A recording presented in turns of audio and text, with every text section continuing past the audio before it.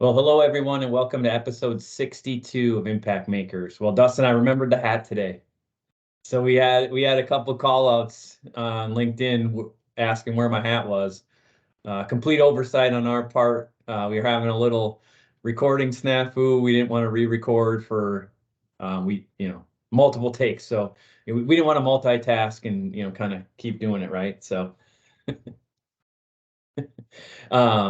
but speaking of multitasking, wanted to splurge something on you, Dustin. Something that's been a common theme for a while now that we talk about during our projects, scheduling.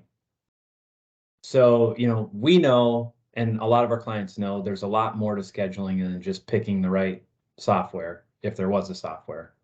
A lot of them end up resulting to Excel, just so they can put people's names and clients down and just kind of see what it looks like, right?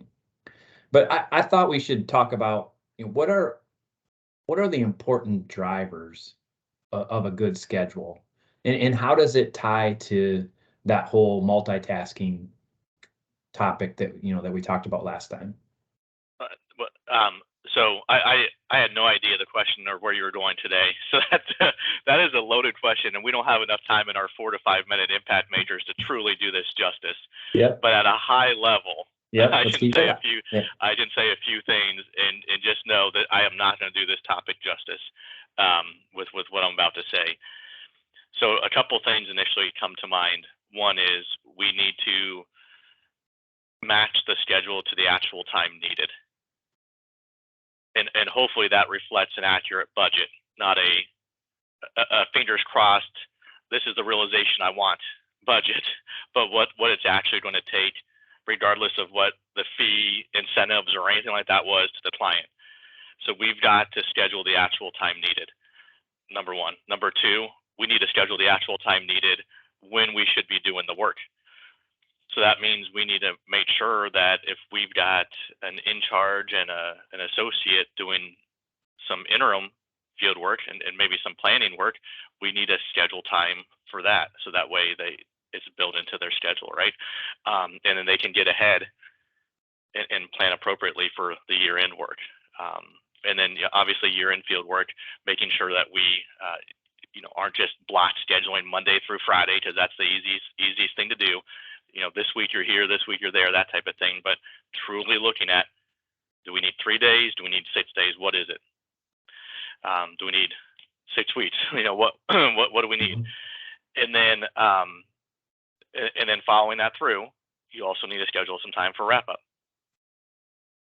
What do we anticipate? Our goal is to leave field work with minimal open items and wanting to be getting through the partner review and QC review and draft to the client really quick after field work.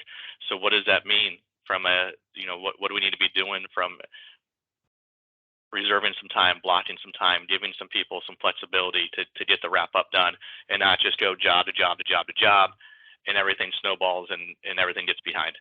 So building that in, and I think that's where you were going with the multitasking, is it is really hard, and firms will lose good people if there's not a way, if there's not a breather to catch up on some of the jobs in process.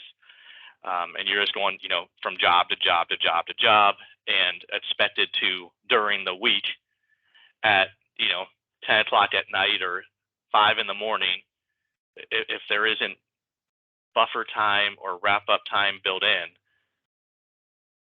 you're